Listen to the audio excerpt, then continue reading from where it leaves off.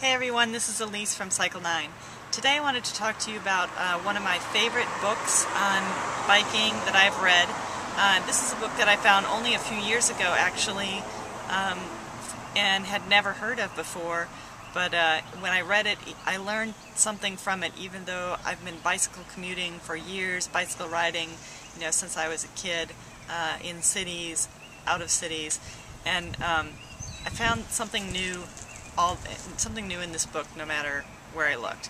And this book is called The Art of Cycling by Robert Hurst, and he talks a lot about urban riding. That's the focus of the book. He talks about statistics on crashes, ways you can get hit and how to avoid that. He gives great diagrams, a lot of traffic safety information.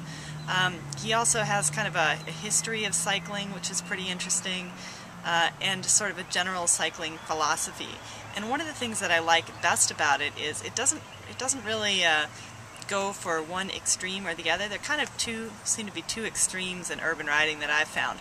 One is the stealth mode, which is kind of, you don't really expect not to be seen, and just expect that nobody's ever going to see you and be the ultimate defensive driver. And then the other extreme is kind of the act just like a car, obey exactly all of the traffic laws, and you're sort of the vehicular cycling extreme.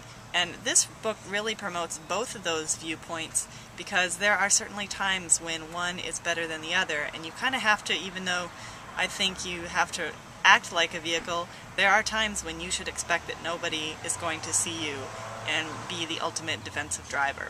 So that's kind of one of the things that I really found interesting about this book. He also had some great diagrams and analysis of intersection crashes and things like that that really kind of help you when you're coming up to intersections know what to think of, what to watch out for, and I think a good portion of safety in cycling is really all up here. It's what to look out for, being aware, and just watching out for the other guy as much as possible. My grandmother always used to say that. She always used to say, "Watch out for the other guy." So this is a book that I would highly recommend to anybody who's cycling, especially people cycling in the city. Not only is it jam-packed full of great information, it's also really interesting to read. It's not dry and boring book that took forever to get through. So The Art of Cycling by Robert Hurst, highly recommended, and we have some copies here in the store, but honestly you can find it cheaper on Amazon if you're not here. So thanks, and we'll see you tomorrow.